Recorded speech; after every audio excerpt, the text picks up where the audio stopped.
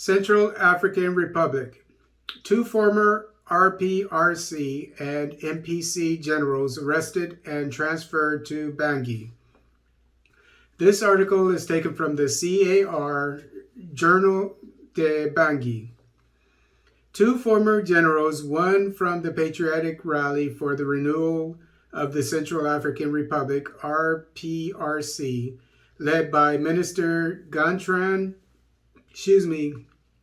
Jono Ahaba, and the other from the Patriotic Movement for the Central African Republic, MPC, led by Mohammed Al-Khatem, were arrested by Russian mercenaries in Haut-Koto.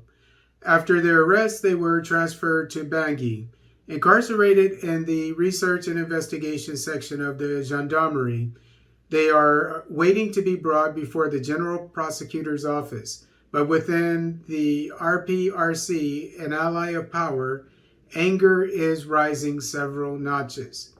Since this weekend, the message announcing their assassination has flooded social networks.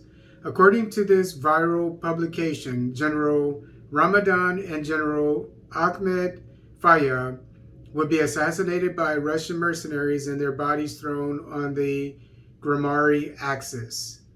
But after a quick check, they did indeed arrive in Bangui and were imprisoned in the Research and Investigation section of the Gendarmerie. According to our information, the self-proclaimed General Ahmed Faya and nearly 30 of his elements of the Patriotic Movement for the Central African Republic since last year voluntarily laid down their arms and immediately joined the disarmament process initiated by the government. Just like the self-proclaimed General Ramadan and his elements of the Patriotic Rally for the Renewal of the Central African Republic, RPRC.